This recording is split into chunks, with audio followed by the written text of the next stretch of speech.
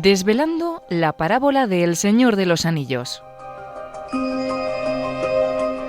Es una conferencia que fue impartida por Diego Blanco Alvaroba el 30 de diciembre en la Parroquia Virgen de la Paloma de Madrid.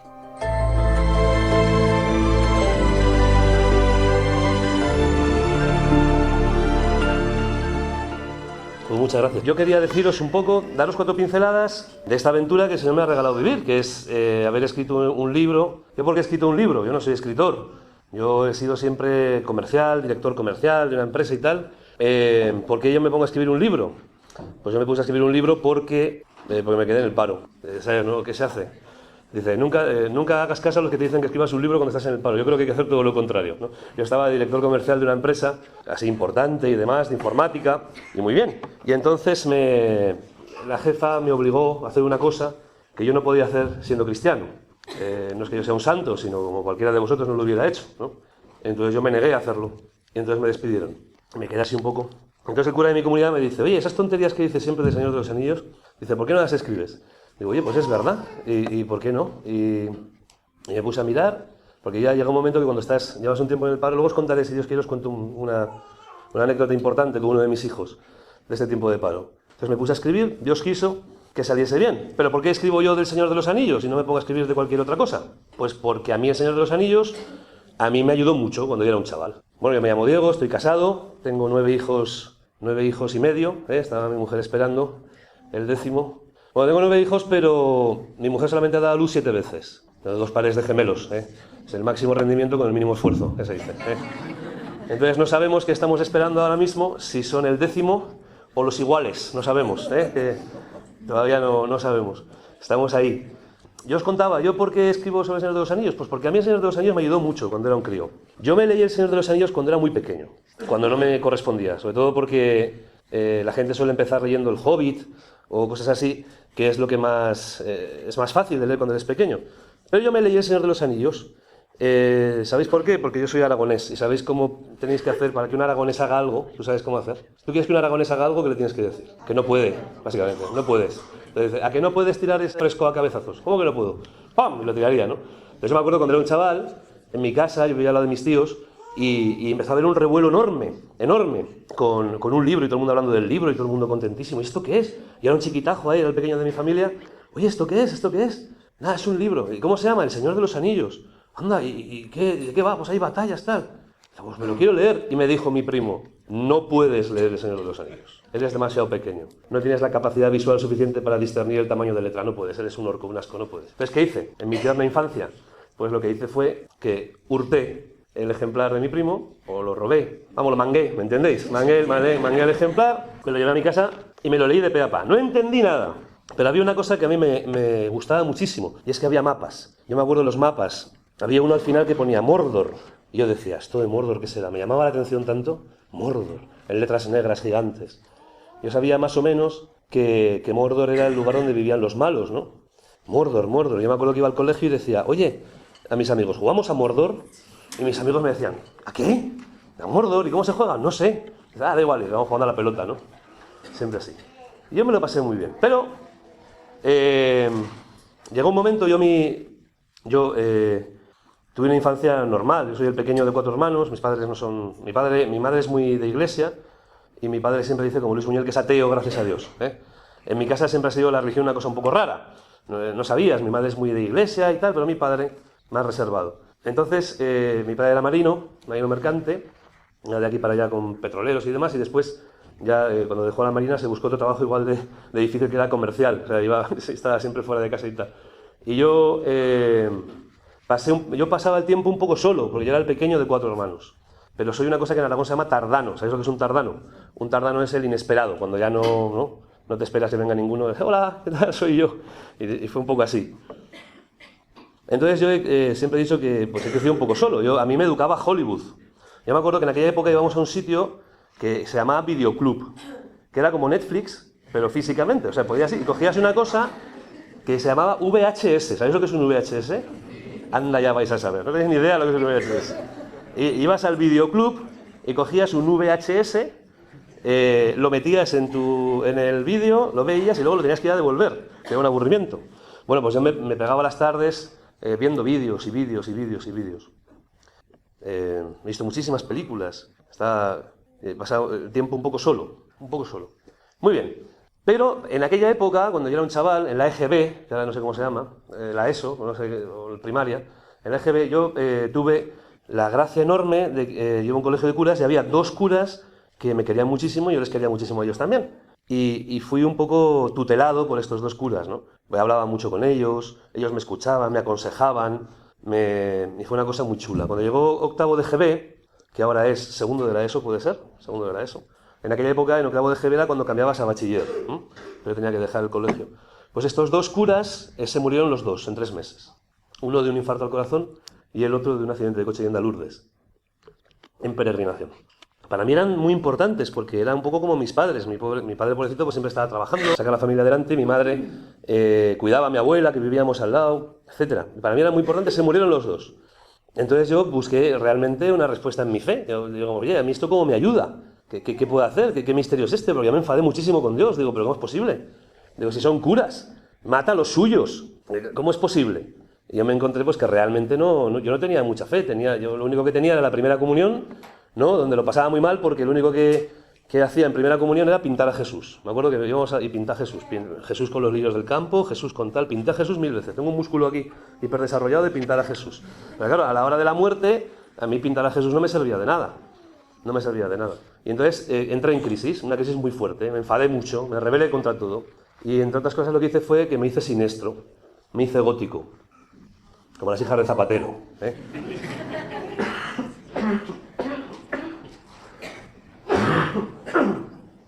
Entonces vestíamos de negro, nos cargábamos el pelo, pintábamos la cara, dábamos un miedo tremendo.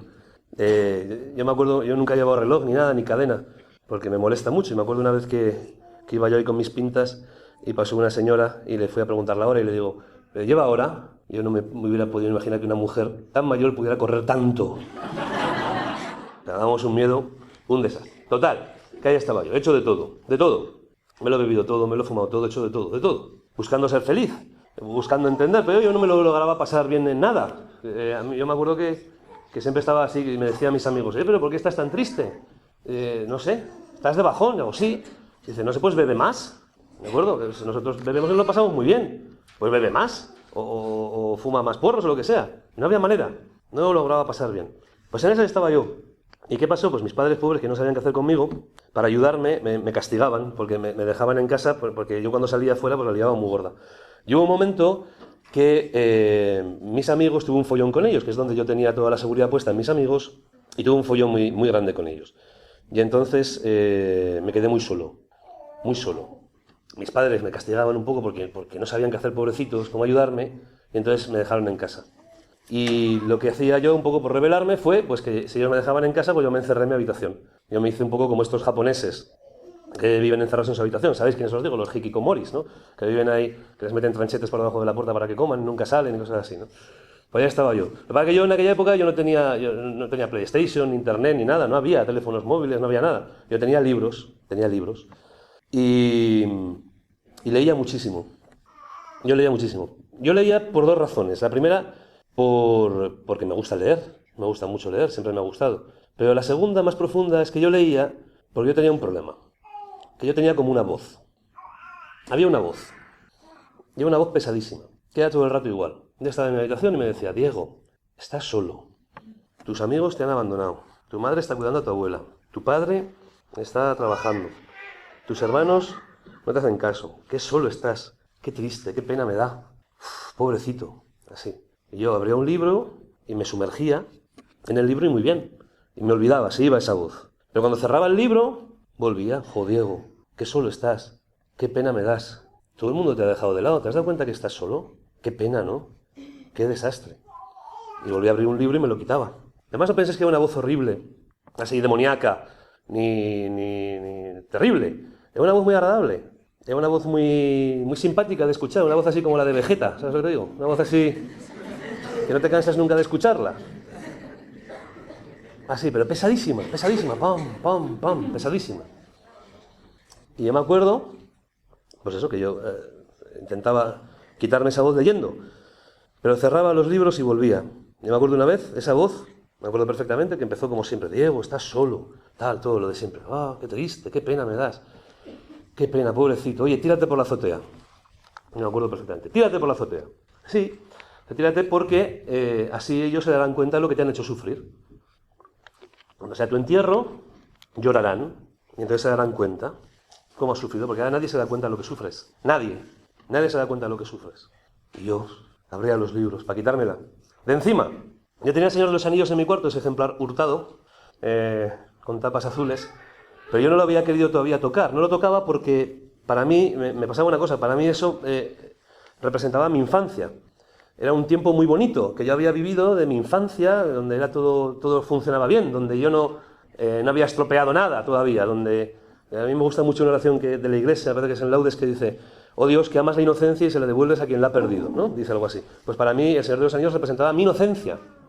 Pero yo no sé por qué, lo tenía ahí al lado de la ventana, en una estantería blanca, y al final, bueno, pues al final lo cogí, no sé por qué, no sé por qué, por quitarme la voz. Y nada, abrí el libro, y la voz se fue, como siempre, y cuando lo estaba leyendo, pues me lo pasaba muy bien, y cerré el libro. Pero cuando cerré el libro, ¿qué pasó? Que ya no estaba aquella voz,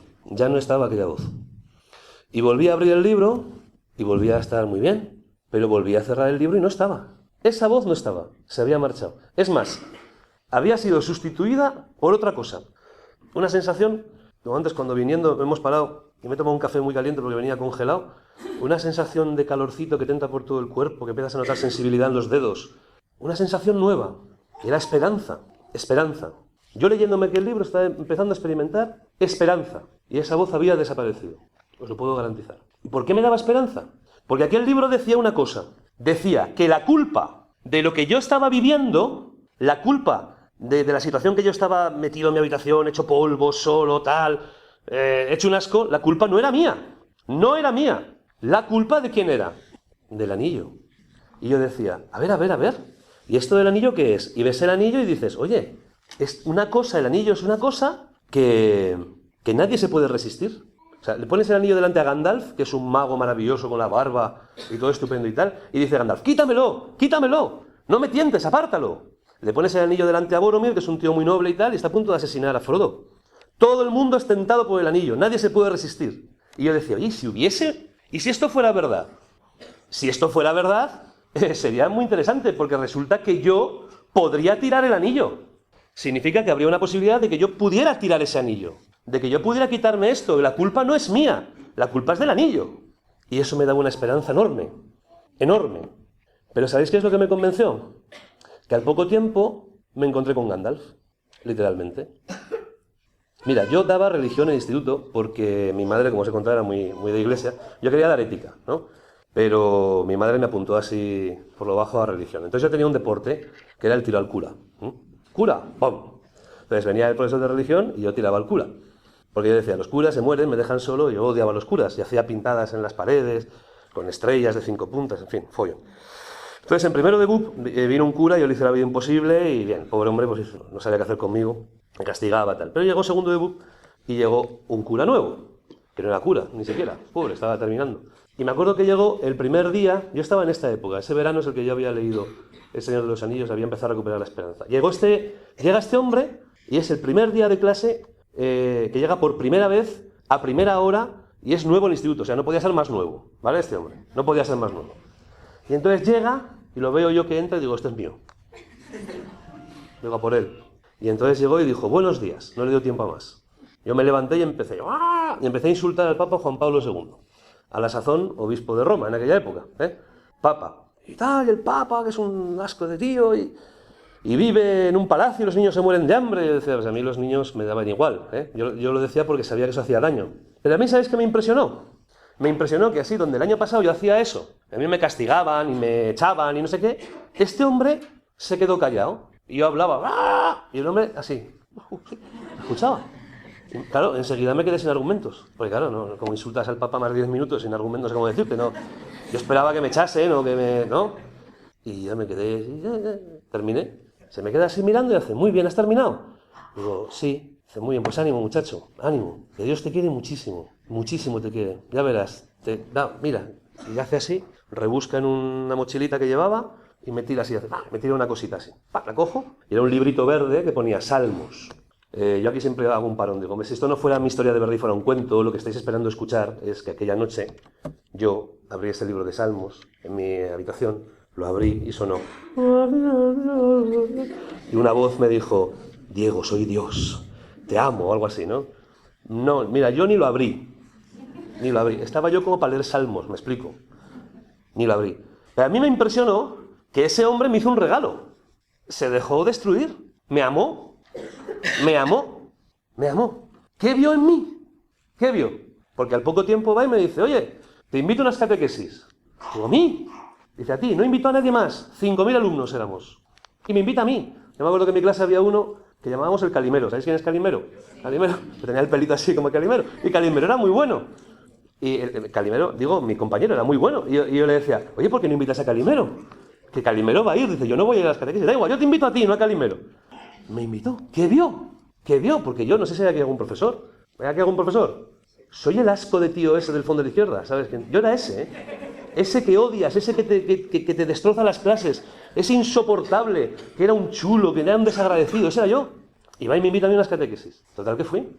Pero a mí me impresionó porque yo sentí que era como Gandalf, cuando pasa por delante de Bilbo en el Hobbit. ¿Os acordáis de esta escena? Va Gandalf y ve a Bilbo, está sentado en la puerta de su agujero Hobbit. Y pasa Gandalf, le mira y le dice, tú te vas a venir conmigo a vivir una aventura. Y dice Bilbo, ¿yo? Déjame en paz. No, vamos a matar un dragón. Y va Gandalf y elige al más inútil, al menos indicado. Al menos indicado le llama y le hace salir. Pues algo parecido me pasó a mí. No penséis tampoco que yo fui por un acto de extrema piedad a esas catequesis que me invitaron, ¿eh? Pero fui porque... ¿Queréis que os cuente por qué fui? Porque yo iba a llegar ya a la primera evaluación. Entonces mis notas, ¿cómo iban a ser? Así iba a ser, básicamente. Matemáticas, 0. Inglés, 0. Lengua, 1, porque siempre he ido bien en letras, ¿eh? Pero, si yo iba a esas catequesis, el de religión, que era el que me invitaba, ¿qué me iba a poner? Un 10, ¿no? Digo yo. Me da igual sacar un 10 en religión. Pero, si os acordáis, sois muy inteligentes, ¿cómo era mi madre? Entonces, matemáticas, 0. Leería a mi madre. Cogería el boletín antes que mi padre, sobre todo antes que mi padre, cogería matemáticas, 0. Inglés, 0. Lengua, 1, porque siempre he ido bien en lengua, hijo mío. Religión, 10. Y entonces convencería a mi padre que en lugar de matarme, pues solamente me rompiese las piernas, algo mucho más civilizado, ¿entendéis? Porque diría, ay, pobrecito, es un desgraciado, pero oye, tiene buen corazón, ¿entiendes? Yo qué sé. Ese era mi plan. Total, que yo voy a las catequesis estas. Y yo esperando, pues, ¿qué te voy a contar yo? Lo que esperaba escuchar, pues que hay que querer mucho a los chinos de China, en fin, yo qué sé, ¿entiendes? Yo había pisado una iglesia desde mi primera comunión. Y entonces llego a esas catequesis, ¿y qué me encuentro? Que hablan del anillo. Me encuentro que Gandalf me encuentro un Gandalf que me lleva a un sitio donde me hablan del anillo. Porque hay un tío hablando y dice, ¿tú por qué sufres? Pues mira, tú sufres porque tienes miedo a la muerte. Por el miedo a la muerte eres esclavo. Y yo dije, esto es el anillo. Esto es el anillo. Por el miedo a la muerte eres esclavo. Y desde entonces, estoy hablando de hace 26, 27 años, no he dejado de investigar nunca a Tolkien. Empecé en ese momento y digo, no puede ser. ¿Por qué se parece tanto lo que estoy escuchando a Tolkien? ¿Por qué? Y me puse a investigar a Tolkien. ¿Queréis que os cuente lo que descubrí? Así rápidamente. Pues lo primero que descubrí fue que Tolkien era católico. Pero esto de decir que Tolkien es católico no es una cosa anecdótica, no es decir que era del Real Madrid o que era de, no sé, que le gustaba comer pizza, no. El hecho de que Tolkien fuera católico es una cosa muy, muy, muy, muy importante, vital en la historia de Tolkien. Yo me puse a investigar, digo, oye, pero ¿por qué me ha ayudado a mí tanto el Señor de los Anillos? Claro, lo que descubrí me dejó de piedra. ¿Qué era? Que el Señor de los Anillos me había ayudado tanto porque había sido escrito exactamente con esa intención, con la intención de ayudar. Y de ayudar a los jóvenes. Ahora veremos cómo. Fundamentalmente a los jóvenes, porque por eso cambia de protagonista. Del Hobbit a... Ya lo veremos después. ¿Va bien? ¿Capítulo primero va bien? Vamos a por el capítulo segundo. Yo me pongo a mirar. Y este Tolkien es católico. ¿Este Tolkien quién es? Nace a finales del siglo XIX en Bloemfontein, en Sudáfrica, porque su padre era empleado de banca y la habían destinado ahí. Y en un viaje que hizo la madre con los dos hermanos, con John, el autor, y su hermano Hilary, a Inglaterra a visitar a la familia, el padre se murió. Se quedó viuda la madre y se quedó huérfano. Entonces ya los Tolkien nunca volvieron a Sudáfrica. Imaginaos qué cosa más dura. Los Tolkien habían nacido en el seno de una familia baptista. Bueno, pues cuando llegaron a Inglaterra, cuando se murió el padre, a la madre no se le ocurrió otra cosa que hacer la cosa más horrible que se podía hacer en Inglaterra una mujer viuda en ese momento? ¿Qué fue? ¿Casarse otra vez? No. No. Lo más terrible, ¿qué hizo la madre de Tolkien? Se hizo católica. Se convirtió al catolicismo. Eso fue un escándalo tan brutal, tan bestial, que los familiares, las dos familias, tanto los Saffield como los Tolkien, le dijeron: mira, no te vamos a ayudar en nada si no dejas de ser católica. Mira, ni te vamos a poner ni una casa, ni ayudarte con dinero, ni con una escuela para tus hijos, con nada, si no dejas de ser católica. Dice, además, puedes hacerte lo que quieras. Hazte protestante, hazte pentecostal, hazte lo que te dé la gana. Pero tienes que dejar de ser católica. ¿Qué hizo la madre? No dejó de ser católica. ¿Y la familia jamás le ayudó?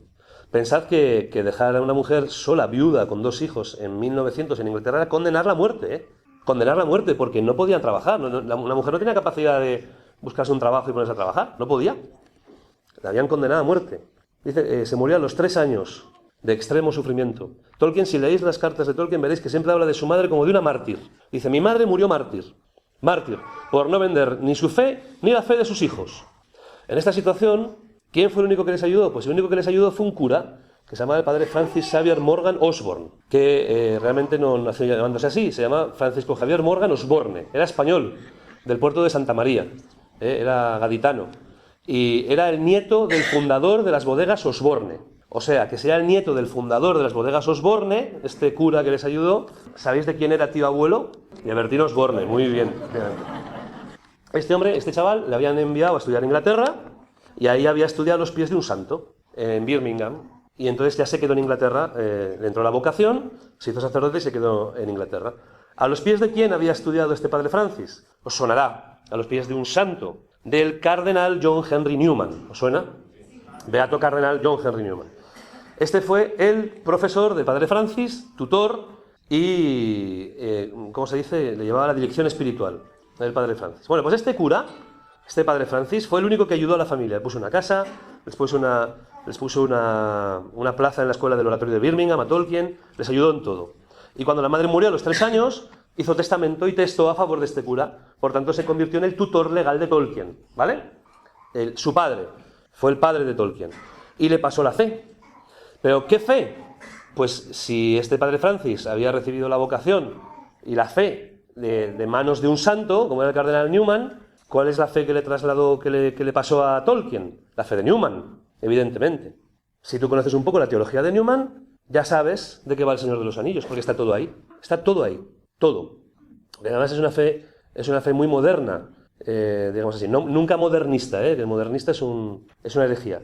Pero me refiero a que es una fe moderna, porque veían ya la necesidad de un concilio, en fin, ya veremos, una cosa muy interesante. La fe de Newman. Bueno, pues este Tolkien es educado en la fe de Newman. Y este Tolkien es tremendo.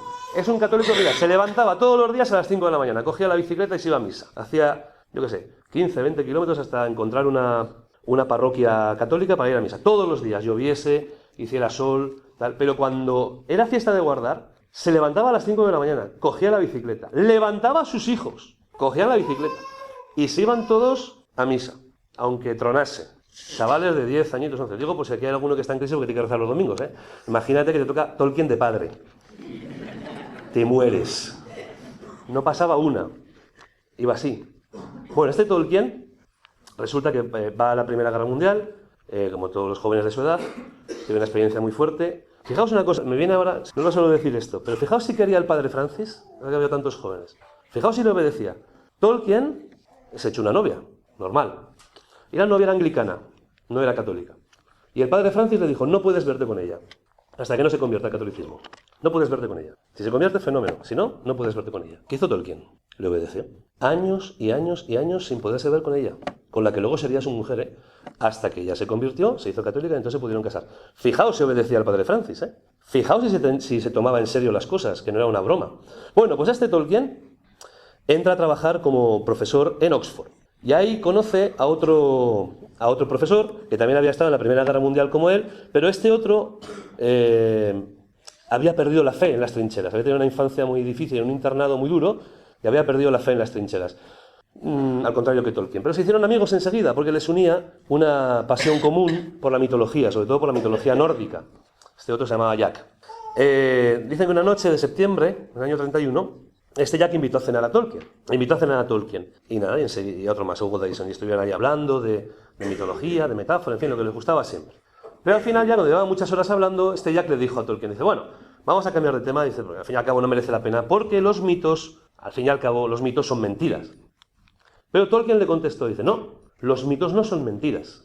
¿Cómo? No, los mitos no son mentiras. O sea que Tolkien cree, y te estoy contando un poco la investigación que yo hice, Tolkien cree que los mitos no son mentiras, que la mitología es verdad. Claro, luego tú te lees a Newman, en Apología Pro Vita Sua, página 75, dice, mira, es que la mitología bien entendida es un anuncio del Evangelio. Eso piensa Newman. Como la fe de Tolkien es la fe de Newman, piensa muy parecido. O sea que los mitos son verdad. ¿Cómo podemos entender esto? Yo siempre pongo un ejemplo. Sabéis que los cuentos de hadas derivan de los mitos, no nacen como las setas de la nada. Los cuentos de hadas. Entonces, según Tolkien, también piensa que los cuentos son verdad. Muy bien. Entonces yo os hago la pregunta, le hago siempre. ¿El cuento de Caperucita Roja lo habéis escuchado alguna vez? Sí. Vale. Entonces yo os hago la pregunta. ¿Caperucita Roja es verdad o no? Estáis ahí. Bueno, yo os explico lo que significa Caperucita Roja, ¿vale? Yo siempre me imagino a la abuelita con las 3 niñas ahí en la cabaña, ahí, con la hoguera. Y entonces la abuela le está diciendo a las niñas, mira niña, si tú vas por donde no debes, a la hora que no debes, vestida como no debes, es probable que te pase algo. ¿Se entiende? O sea que si tú vas a las 4 de la mañana por el peor barrio de Nueva York, un jueves, vestida con un cinturón ancho y 2 cocos, puede ser que te pase algo, ¿no? Entonces, me dice, es que no tengo derecho yo a ir vestida con... Sí, tú puedes llevar cocos todo lo que tú quieras.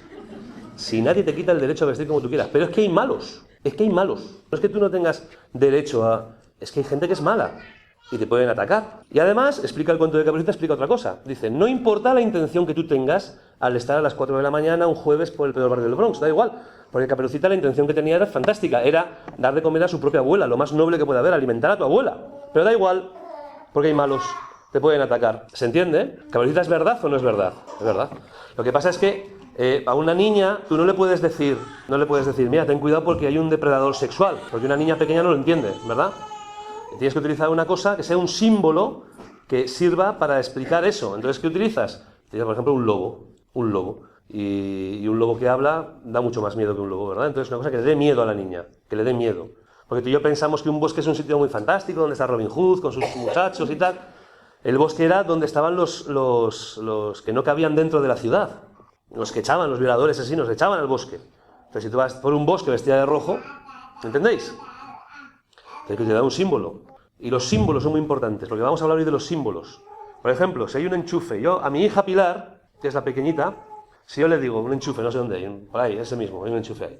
Yo le digo, mira, Pilar, no introduzcas tus apéndices manuales en los orificios adosados a esa pared de ahí, porque una descarga eléctrica atravesará tu sistema nervioso, provocándote un shock anafiláctico y probablemente tu muerte y tal. ¿Por qué? Porque mi hija Pilar no lo va a entender, ¿a que no? Yo necesito utilizar un símbolo que signifique todo eso. ¿Cómo se lo voy a decir todo eso a mi hija Pilar, que tiene 2 años?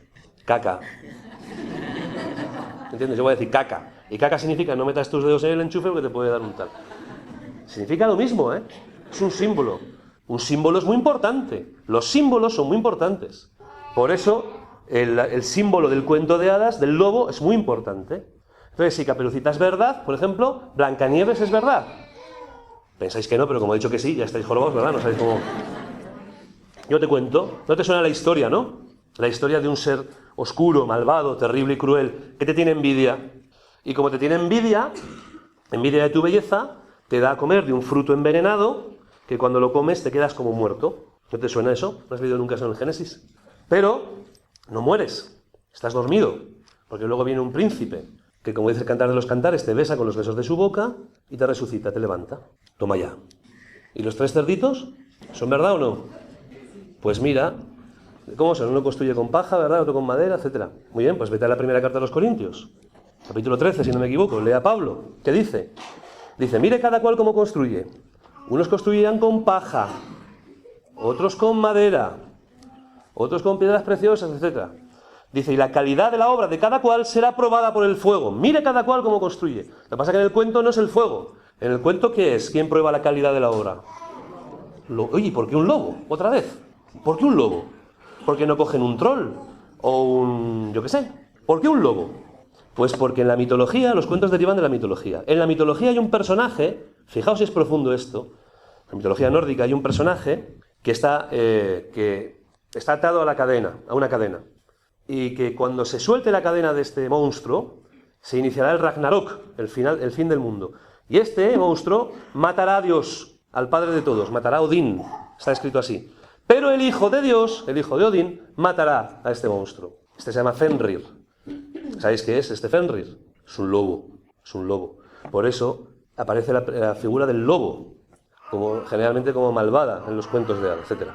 Muy bien, pero ¿cuál es el problema que tenemos? Pues el problema que tenemos es, y aquí me quiero detener 5 segundos, el problema que tenemos es que vosotros, muchachos, no habéis leído ni visto las mismas películas que he visto yo. Vosotros habéis visto otras películas diferentes. Vosotros habéis leído otros libros diferentes. Os han cambiado el cuento. Nos han cambiado los cuentos.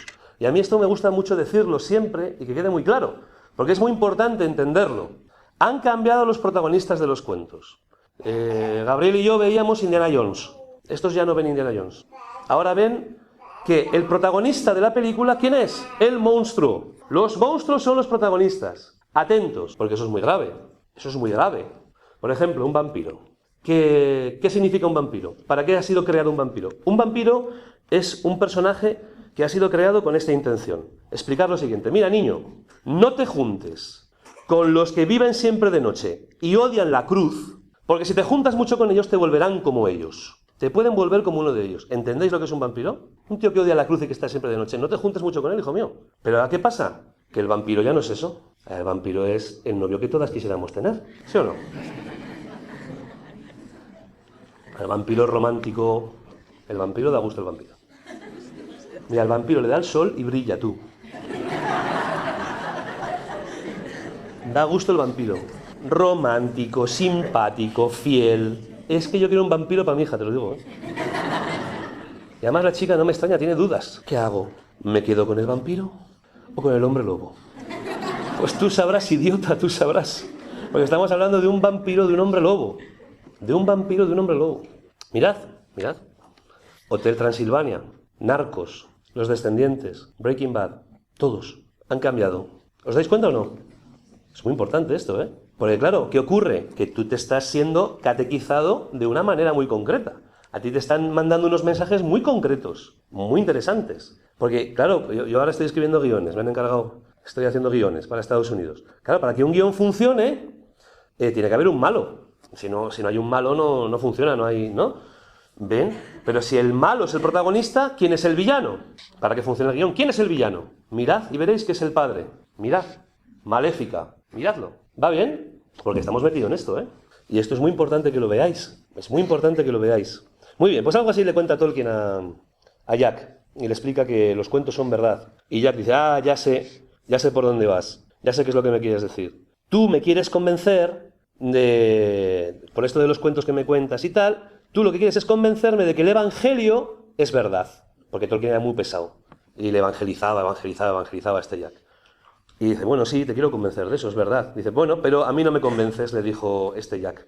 No me convences. ¿Por qué? Pues porque, mira, yo la historia que he leído en el Evangelio, ya la he leído antes. Yo he leído de un dios que se llama Balder, que muere y resucita, como ese que me cuentas tú. O yo he leído, en la mitología hay un montón, así, un montón de madres vírgenes. Dice, no es nada original lo tuyo. Dice, sí, pero hay una diferencia. ¿Y cuál es la diferencia? La diferencia está en que lo que yo te estoy contando es que es un Dios que murió y resucitó de verdad, en un momento concreto de la historia, en un momento concreto de la geografía, en un lugar concreto, en un momento concreto, hubo un Dios que murió y resucitó. ¿Y cómo lo sabes? ¿Cómo lo sabes? Dice, porque cambió la vida de la gente. Fíjate, los que eran unos cobardes y tal, a los 3 días están dispuestos a dar la vida. Y Jack se quedó así, sorprendido. Dice, bien, pero hay una cosa que no me contestas todavía y que no me convences. A ver, dímela. Dice, pues que no entiendo cómo. Yo puedo admitir que Cristo muriese y resucitase hace 2000 años, vale. Pero lo que no entiendo es eso que tiene que ver conmigo hoy.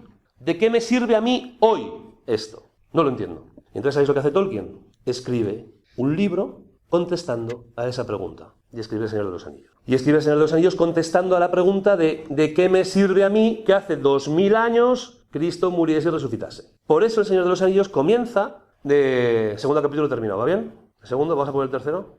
Venga. Ah, bueno, ¿sabéis cómo se llama? ¿Quién era este Jack o no? ¿Quién era? C.S. Lewis. El autor, entre otras, de las Crónicas de Narnia y tal. Pero bueno, vamos a ver un poco qué significa el Señor de los Anillos. Entramos en este tercer capítulo. Vamos a ver. Acordaos que lo que está haciendo es contestar a la pregunta de qué me sirve a mí que Jesucristo muriese y resucitase hace 2000 años. Muy bien. Entonces, lo primero que cuenta el Señor de los Anillos es que hace muchos años, hace 2000 años, el Señor Oscuro de Mordor forjó un arma terrible. Hace muchos años. Nos detenemos. ¿Quién es el Señor Oscuro? ¿Quién es Sauron? Pensad que el Señor de los Anillos es una parábola. Leedlo como una parábola y acertaréis. Una parábola ya sabéis que no significa lo que dice, ¿no? Pongo el ejemplo del sembrador. Pues no está hablando el sembrador de los problemas que tiene un agricultor un poco torpe, ¿no? Que desperdicia la semilla, no. La semilla es la palabra de Dios, etc. Los pájaros no son los pájaros, es el demonio que se lleva al quien no lo ha entendido, etc. Bien, pues en este caso el Señor Oscuro no es el Señor Oscuro. ¿Quién es el Señor Oscuro? Si tú lees la mitología de Tolkien, en el Silmarillion, verás que hay un dios único que se llama Eru Ilúvatar, y que vive rodeado de unos ángeles, una especie de ángeles, unos seres muy poderosos que son los Ainur. El más poderoso de esos Ainur, el más bello, se rebela contra Eru. Quiere ser como él. Y entonces es expulsado del cielo y es arrojado a las tinieblas. Se llama Melkor. Y le has cambiado el nombre por Morgoth. Os suena la historia, ¿verdad? La misma que Luzbel y Lucifer, que luego sale en Speculum de Salvationis, donde aparece la historia de Luzbel y Lucifer. Pues es la misma historia. Este es el malo. Este es el malo. Lo que pasa es que nosotros tenemos a Sauron, que es un lugarteniente de este, Morgoth. ¿Por qué? ¿Por qué pone un lugarteniente y no este? Porque Tolkien no deja ninguna cosa al azar. Él no va a poner, no quiere que se piense que hay un dios del bien y un dios del mal que luchan entre sí a ver quién gana. Muchas veces a Tolkien le acusan de maniqueísmo y es mentira. Es todo lo menos maniqueo que hay. Por eso no es Morgoth el Señor Oscuro, sino Sauron, su lugarteniente. ¿Por qué? Porque el demonio ya ha sido vencido.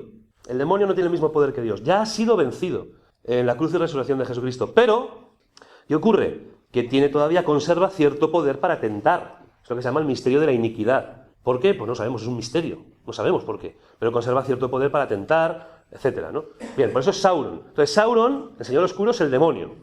Vale, en la mitología de Tolkien. Entonces el demonio ha forjado un arma donde ha volcado todo su poder, o la mayor parte de su poder. ¿Vale? Y entonces se pone este arma que ha tomado forma de anillo y se dispone a conquistar toda la Tierra Media. Pero hace 2000 años, digamos así, el hijo del rey, un mortal, el hijo de un rey, le arranca el anillo de la mano negra a Sauron. Le quita al demonio el poder. ¿Se entiende? Hace 2000 años. Ahora veremos. ¿Cuál es el poder del anillo? ¿Qué es el anillo? ¿Cuál es el poder que tiene? Pues la clave. El anillo tiene dos poderes, fundamentalmente. El primero, que tú tienes delante el anillo y lo primero que te va a decir es que tu vida es un desastre. Mira, tú tienes delante el anillo y te va a decir, te va a mostrar una vida completamente diferente a la que tú tienes. Si tú eres bajito, te muestra alto. Si tú eres tonto, listo. Si estás solo, rodeado de gente. Te está diciendo, tu vida es un desastre. Y te muestra imágenes de una vida tuya mejor, donde tú triunfas, donde por fin se te reconoce, donde por fin te hacen caso, etcétera. El anillo. Y solamente tienes que ponerte ese anillo para conseguir lo que te muestra. Y si te pones el anillo, ¿qué te pasa? Que te vuelves invisible. Y dices, macho, pues este es todo el poder, ¿no?, que tiene. ¿Entiendes? O sea, no me fastidies. El demonio en persona ha forjado un arma, ha volcado todo su poder ahí, y lo único que hace es volverte invisible. No, pues Harry Potter en primero carrera con un palo hace mucho más. Hay arroyo de poder. No, hombre, no. Es que el problema está en que si el anillo hubiera tenido un poder mucho más espectacular, mucho más tremendo, hubiera habido gente aquí que lo hubiera rechazado. Pero ¿quién de los que estamos aquí no estamos contentos al 100% con todo lo que nos ha pasado en la vida? No cambiaríamos nada. ¿Quién no cambiaría nada? No, yo estoy tan contento que no cambiaría nada de mi vida. Míralo, piensa lo que te dice el anillo. ¿Qué cambiarías de tu vida? Piénsalo, 3 segundos, piénsalo. Eso es lo que te dice el anillo. Y te lo dice todos los días. Te lo dice todos los días. Y te pones invisible. Y entonces el anillo nos lo hemos puesto todos. ¿Por qué? Porque lo hemos heredado de nuestros padres. Como lo hereda después de que se corte la mano negra del demonio, digamos, el anillo, cae en las manos de Frodo. Y lo hereda de sus padres, lo hereda de Bilbo, que es un padrastro. Es verdad que es tío de Frodo y primo por ambas partes, ¿no? Estas cosas complicadas de los hobbits. Pero es su padrastro, es su padre. De su padre ha heredado el anillo. Y este anillo nos lo hemos puesto todos. Todos. ¿No te lo crees? Claro, pero no te acuerdas cuando te lo pusiste tú por primera vez. ¿A qué no te acuerdas? ¿Te lo recuerdo yo? ¿Quieres o no? Ánimo. ¿Te lo recuerdo? Mira, era el día de tu primera comunión. Y entre otras muchas cosas te habían regalado un balón de reglamento del mejor equipo de fútbol del mundo, del Real Madrid. No hay bofetadas, se puede decir. Muy bien. Y entonces tú estabas ahí tan contento, habías hecho la comunión el sábado, y llega el domingo, y deseando ir al parque con la pelota a jugar. Y te habías puesto el equipaje, tal, la pelota así toda brillante, y vas, ¡pum!, se pone a llover, no puedes salir. Me cago en la mar, qué rabia. ¿Y ahora qué hago yo con mi pelota así sin estrenar, recién inflada, toda chulísima, de esas que te ¡poing!, ¿sabes? Cuando botan, es una cosa... Claro, solamente tenías una orden de tu padre. Te había dicho, prohibido jugar a fútbol en el salón. Entonces tú estabas ahí, dices, oye, voy a probar. Cogiste la pelota y dijiste, y subió hasta aquí. Dices, no problem, está controlado, va bien. Nada por aquí, nada por allá, le diste ¡pam! Y subió hasta aquí. Ningún problema. ¿Te acuerdas o no? ¿Y te acuerdas que te viniste un poquito arriba o no? ¿Te acuerdas? Recogiste el balón y le diste de tacón y hiciste ¡fa! ¿Y te acuerdas la parábola que efectuó? No la parábola la parábola física que efectuó desde tu talón así hasta la esquina del salón donde tu padre guardaba el jarrón chino de la dinastía Ming de hace 5.000 años. ¿Te acuerdas? Y entonces escuchaste el sonido más horrible que habías escuchado en tu vida, que fue... Bueno, digo, el sonido más horrible fue exactamente un segundo después, que fue tu padre diciendo... ¿Quién ha sido? Y tú dijiste, Dios, me mata. Mi padre me va a matar, ya he caído aquí, no puedo vivir y tal. Entonces tu padre salió de la cocina y iba hacia ti, avanzando por el pasillo. Y tú, Dios mío, me va a matar, Dios mío. Me había dicho que no jugase, me he cargado. Fuiste ahí, intentaste pegarlo, no había manera. Tu padre avanzaba. ¿Qué hago, Dios mío, qué hago? Me va a matar. Y entonces, ¿te acuerdas o no? ¿Te acuerdas que sentiste un tirón en el cuello? Así, un tironcín. Era el anillo. Que te decía, no te preocupes, yo te puedo librar de esta. Tu padre avanza hacia ti. Dice, sí, macho, ¿cómo me libras de esta? Dice, no te preocupes, tú ponme en el dedo y desapareces y te libras de esta. Tu padre se acerca cada vez más. ¿Cómo? ¿Pero cómo hago eso? ¿Y qué te enseñó el anillo? ¿Te acuerdas? A tu hermana pequeña. Y te dijo el anillo, di que ha sido ella. Y tú dijiste, no, soy de Madrid. No voy a hacer pagar a esta pobre inocente por mí. Corre, tonto, corre, póntelo, que te van a matar. Hombre, pero tal, que te van a matar. No te preocupes, te dijo el anillo, no te preocupes, si no le va a pasar nada. A tu hermana no le va a pasar nada. Dice, ¿cómo que no le va a pasar nada? Dice, no le va a pasar nada, porque como la quieren más que a ti... ¿Te acuerdas?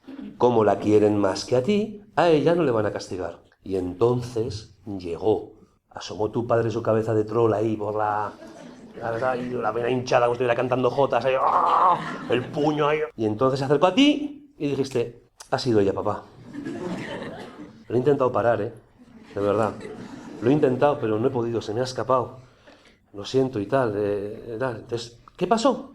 Que viste a tu padre, que se acercaba a tu hermana con el pañal así, y así, levantó el puño y dijo, ya, da igual, vamos a poner una escoba y barremos esto y tal.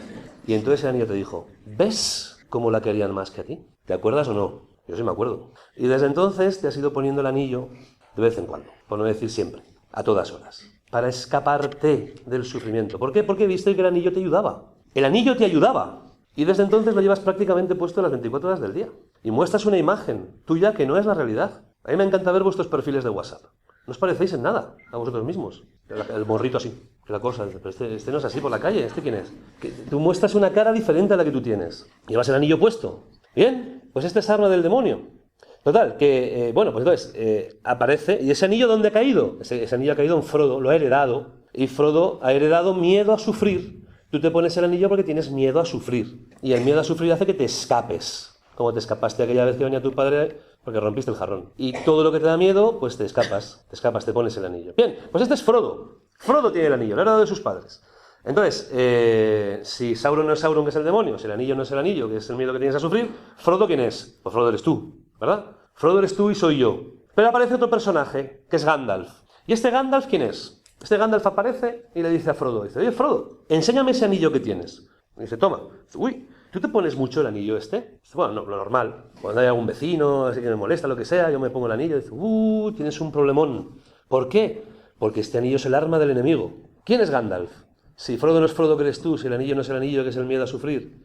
Si Sauron no es Sauron, que es el demonio, ¿quién es Gandalf?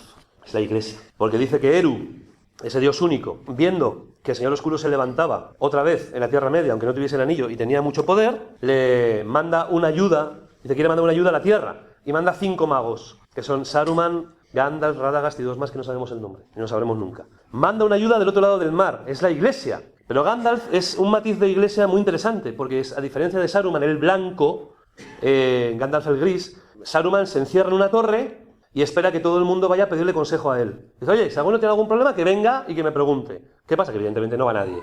Nadie. La gente se olvida. Está Saruman el Blanco encerrado en su torre, da igual. Pero este Gandalf tiene un matiz. Es como un misionero. Va de aquí para allá. Es un itinerante, siempre moviéndose. Siempre. Va a todas partes. Habla con los grandes señores y con los humildes labriegos. Siempre. Se mete en todo. Pues esta imagen de la iglesia itinerante, digamos así, misionera, que huele a oveja, que no se queda encerrada en su torre, va a Frodo y le dice, ese anillo que tienes es un problema muy grave. No te lo puedes andar poniendo. ¿Por qué? Dice, porque si te sigues poniendo el anillo en tu zona de confort, en tu agujero hobbit, en tu seguridad, ¿en qué? Tus 4 cervezas, tus amigos, tus cosas tal, y vives así la vida, poniéndote el anillo, es muy grave. Dice, ¿pero por qué? Dice, porque los jinetes negros vendrán a por ti. Los jinetes negros ya vienen a por ti. Y entonces, si Sauron no es Sauron, que es el demonio, si el anillo no es el anillo, que es el miedo a sufrir, si Frodo no es Frodo, que eres tú y soy yo, si Gandalf no es Gandalf, que es la iglesia, ¿quiénes son los jinetes negros? Dice que son los siervos del anillo. Si el anillo es el miedo que tienes a sufrir, por el miedo a la muerte eres esclavo del anillo, ¿quiénes son los siervos de ese anillo? ¿Quiénes le hacen el trabajo sucio al anillo? Los pecados capitales, los 9 pecados capitales. Y ahora me dicen, no, que son 7, sí, pero no siempre han sido 7, ¿verdad? Antes fue San Gregorio el que lo redujo a 7, antes eran 9. Y metió el pecado de embriaguez en el de gula y el pecado de tristeza, ¿sabéis en cuál lo metió? En el de pereza. Ahora tienes un chico, no estudia, tal, chico que está triste.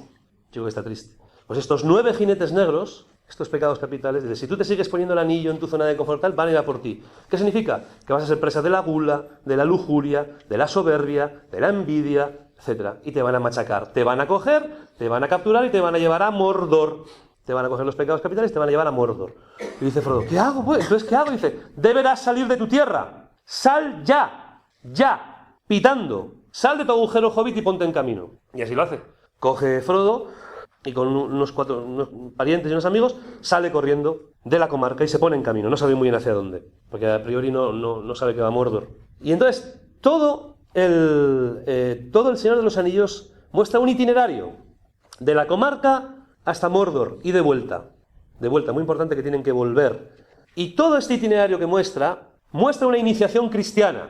Es una iniciación cristiana, donde cada aventura que viven ellos, cada aventura que viven los hobbits y luego la comunidad y demás, tiene un sentido dentro de la iniciación cristiana. Muy interesante. Veréis que al principio, yo voy terminando ya, veréis que al principio hay como 3 catequesis muy fuertes sobre el mundo, el demonio y la carne. El demonio es Sauron, entonces vencerle es lo que hay que hacer, tirar el anillo al fuego y se ve fácilmente. Pero luego tienes una catequesis sobre el mundo y una catequesis sobre la carne al principio del libro, que es muy interesante. Una que habla sobre Tom Bombadil, que si no habéis leído los libros, solamente habéis visto las películas, igual no sabéis de quién os hablo, ¿no? Pero los hobbits caen en una cueva llena de tesoros por el tumulario. Y el tumulario, que es un muerto en vida que vive en una cueva y llena de joyas y tal, los encierra dentro a los hobbits. Los encierra dentro. Entonces los hobbits, cuando acaban de salir de la comarca, acaban de ponerse en camino, lo primero que tienen que hacer es renunciar a todos los tesoros del tumulario para poder continuar hacia adelante. Tienen que salir de eso. Y a partir de ahí, de esa renuncia al mundo, pueden ponerse a caminar. Y más, que veréis, podría contar muchísimas cosas. Pero hay un detalle muy interesante. Luego, una cosa para los jóvenes, que es muy interesante, una catequesis sobre la carne. A mí me gusta mucho, porque habla de cómo el anillo es el culpable, el que está detrás del pecado de la carne. Frodo se pone el anillo, ¿os acordáis cuando están escapándose? Frodo se pone el anillo en la cima de los vientos. Claro, cuando te pones el anillo te haces invisible, pero te haces mucho más visible al enemigo. Te ven muy bien. Entonces se pone el anillo y uno de los Nazgûl le atraviesa, con los jinetes negros le atraviesa el hombro con un cuchillo. Luego se logra quitar el anillo, desaparecen los Nazgûl y tal. Es una catequesis preciosa, porque esa herida la va a arrastrar Frodo todo su itinerario. Va a cargar con esa cruz siempre. Es más, al final del libro le dolerá. Una vez destruido el anillo, etcétera, le sigue doliendo.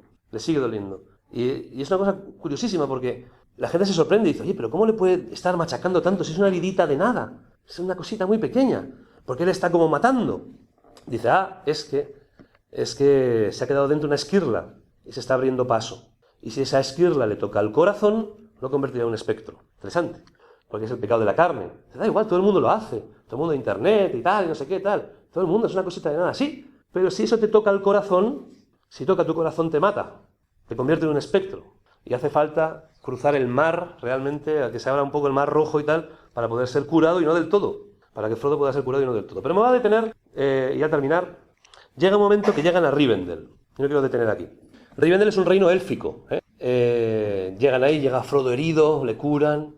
Y en Rivendell tiene lugar una reunión muy importante. ¿Cuál es la reunión que tiene lugar en Rivendell? El concilio de Elrond, ¿verdad? Tolkien es un filólogo. Tolkien no utiliza una palabra al azar, las piensa muchísimo. El propio nombre de Frodo lo cambió 20.000 veces antes de ponerlo definitivamente. Y utiliza la palabra concilio. En Rivendell hay un concilio. ¿Y en este concilio qué se habla? Pues en este concilio se dice lo siguiente, se dice, mirad, hemos encontrado el anillo. Y todos, bien, bien, yupi, yupi. Vale, ¿qué hacemos? Y todo el mundo a silbar. ¿No? ¿Qué hacemos? ¿Qué hacemos? Y cuentan la historia del anillo, vuelven a las raíces. Oye, ¿cómo fue el anillo? Vuelven, hace muchos años, le cortaron el dedo al señor oscuro, tal, vuelven, coge la raíz de todo. Vale, ¿pero qué hacemos? Y nadie sabe muy bien qué decir. Bueno, sale uno muy listo y dice, no hay problema. Vamos a coger 50.000 elfos. Los ponemos de armas hasta el cogote, nos vamos a Mordor, le pegamos una paliza a Sauron y tiramos el anillo al fuego. Ya está. Esta es una gran idea, ¿verdad? Sí, sí. Excepto por un problema. ¿Cuál? Que ya no hay elfos. Ya no hay elfos. Porque si Frodo no es Frodo, si Gandalf no es Gandalf... ¿Los elfos quiénes son? Los elfos son la cristiandad. Son los primeros nacidos, dice Tolkien. La primera evangelización, cuando toda Europa era cristiana. No quedan elfos. La sociedad ya no es cristiana. No tenemos poder en la política, no tenemos poder en los medios de comunicación, no tenemos poder en nada. En nada. No hay elfos, los elfos se van. No podemos ir, digamos así, combatir al anillo, no se puede combatir 50.000 elfos contra 50.000 orcos porque no hay elfos. Y entonces, del concilio tiene que nacer una realidad nueva que no existía, digamos así. ¿Para qué? Para arrojar el anillo al fuego. Entonces, del concilio de Elrond, ¿qué nace? La comunidad del anillo. ¿Y qué es la comunidad del anillo? Pues te lo digo, te lo cuento. Pues son 9 desgraciados. Está el elfo, que es maravilloso y hace unos ecos estupendos. Está el enano, que es un cascarrabias y se queja de todo. Luego Aragorn, que es el responsable y no sabe si ir por la derecha o por la izquierda, nunca sabe. Voy por aquí o por allá. Luego Gandalf, que es el presbítero. Y luego 4 inútiles, así, los hobbits. Oye, ¿cuánto falta? Falta mucho. ¿Desayunamos ya? Pues estos 4, estos son los que llevan dentro la salvación de toda la tierra. Es más, la salvación de toda la tierra la lleva uno de los 4 inútiles. O sea, que si van el Boromir, que le tiene envidia al responsable, que quiere ser responsable de él, pero no puede, el Boromir, el Aragorn, el otro y no sé qué, si van todo corriendo a Mordor y se dejan atrás a los hobbits, no se destruye el anillo. Y la comunidad tiene que esperar, se tienen que esperar unos a otros. Interesante. Muy bien. Pues ¿sabéis cuándo sale la comunidad del anillo de Rivendell? ¿Qué día sale? ¿Se pone en camino? Eso no sale en el Señor de los Anillos, salen los apéndices. ¿Qué día? ¿Sabéis o no? El 25 de diciembre. Fun, fun, fun. El 25 de diciembre nace este pequeño niño y se pone en camino a Mordor. ¿Y cuándo se tira el anillo al fuego? El 25 de marzo. ¿Qué se celebra el 25 de marzo? La Encarnación. Y tradicionalmente siempre se ha celebrado la Pasión. El mismo día de la Encarnación es la Pasión. O sea que este niño pequeño, que nace el 25 de diciembre, arroja el anillo, tira el anillo al Mar Rojo, que es la lava. La lava es un mar rojo. Tiras el anillo al Mar Rojo, que es la imagen del bautismo. Es todo un camino desde la comarca hasta el bautismo. Una iniciación cristiana. ¿Y por qué? ¿Por qué está todo ahí? ¿Porque Tolkien era así? No. Porque ¿cómo era la fe de Tolkien? Era la fe de Newman. ¿Y sabéis cómo llamó Pablo VI al concilio Vaticano II? Pablo VI, que fue el que lo clausuró. El concilio de Newman. Todas las ideas de Newman están expresadas en el concilio Vaticano II. Los cardenales le llamaban a Newman el cardenal ausente del concilio, porque había fallecido. Y es curiosísimo cómo Tolkien tiene toda esta fe, todas estas ideas, las refleja. con una clarividencia enorme para la sociedad en la que está viviendo. Como ve necesario, además veréis que la Comunidad del Anillo es una comunidad formada por laicos, que no hay votos, no hacen votos, por laicos, libremente. De hecho, Gimli se queja y dice, oye, podríamos hacer un juramento, y te dice, no, con libertad, tú llegas hasta donde llegues. Si puedes llegar más, es una cosa, está lleno de cosas curiosísimas en este sentido. Muy bien, entonces, toda esta parábola que viene a contestar esta pregunta, ¿qué significa ser cristiano? Es decir, ¿qué significa, o sea, en qué me afecta a mí que Cristo muriese y resucitase hace 2000 años? Todo esto lo contesta y te da como solución una iniciación cristiana. Yo termino siempre diciendo lo mismo. Mira, yo soy muy friki. Yo más que friki soy el dueño de la tienda de cómics, ¿me entiendes? Yo soy mago de nivel 83. Yo soy la bomba. A lo máximo que llega un friki es a disfrazarse, ¿no? Yo me acuerdo con mi grupo de posconfirmación, en el estreno de Star Wars, bueno, fuimos todos disfrazados de Jedis, y nos lo pasamos pipa. A lo máximo que llega un friki es a disfrazarse. Pero esto del Señor de los Anillos a mí me impresiona mucho, porque esto es como un truco de magia. Sabéis que los trucos de magia tienen 3 partes, ¿no? El planteamiento, que es cuando yo saco la baraja y digo, toma una carta. Entonces tú coges una carta y no me la enseñas, ¿no? Ese es el planteamiento. La resolución es que tú sabes que yo voy a adivinar qué carta has cogido. Yo voy a hacer así, asá, no sé qué haré, con la varita mágica y tal, y adivinaré, que es el 2 de tréboles. Pero hay una tercera parte que es más importante, que es la que ellos llaman, los magos llaman el prestigio. Pues que claro, yo cuando te digo, coge una carta, tú ya sabes que te la voy a adivinar. Si no, mal mago seré, ¿verdad? ¿Qué es el prestigio? Que no solamente adivino tu carta, sino que digo, oye, mírate en el bolsillo de la chaqueta. Entonces te miras en el bolsillo, anda, y la carta estaba ahí. ¡Oh, qué maravilla! El prestigio. Pues con esto del Señor de los Anillos pasa lo mismo. Mira, hay un planteamiento. Tú más o menos puedes saber que el Señor de los Anillos está escrito por un católico. Hay una resolución. La resolución de este truco es que yo te puedo explicar un poco qué significa cada parte del Señor de los Anillos. Pero ¿dónde está el prestigio? ¿Dónde está el prestigio? Pues en que todo esto del Señor de los Anillos, todo esto que te he contado, lo puedes vivir tú. Lo puedes vivir de verdad. Porque yo tengo un Gandalf, que es mi catequista. Yo tengo una comunidad del anillo. Además, somos bastante parecidos a la original. Yo estoy ya cerquita de Mordor. Yo he conocido a Galadriel. Galadriel me ha regalado un frasco de luz que puedo sacarlo en los momentos más oscuros. Por eso yo os invito a que miréis en la iglesia dónde está este Gandalf. ¿Dónde hay una iniciación cristiana? Yo esto lo vivo en el camino neocatecumenal. ¿Por qué? ¿Y por qué lo vivo así? Porque es una iniciación cristiana muy seria, por eso vivo todas estas etapas. Otros subrayan otras realidades, que son todas estupendas, subrayan una realidad, otro aspecto, lo que sea. Yo tengo la gracia de poder vivir todo, porque es una iniciación cristiana. Por eso os invito a todos a que busquéis. ¿Dónde está en la iglesia? ¿Dónde hay un Gandalf? Porque no hay muchos Gandalfs, ¿eh? Uno que tú puedas llamar para decir, ¿cómo voy? ¿Por la derecha o por la izquierda? ¿Me entendéis? No hay muchos, ¿eh? ¿Dónde puedes contar tú con no estar solo, sino tener tu comunidad? No es fácil. Por eso, ánimo hermanos, yo muy agradecido. No sé si he dicho algo porque estoy con la fiebre que me sube y que me baja, pero ya está. ¡Avanti! Han escuchado en Radio María una conferencia de Diego Blanco Alvaroba titulada Desvelando la parábola del Señor de los Anillos. Tuvo lugar en la Parroquia Virgen de la Paloma el pasado 30 de diciembre de 2016.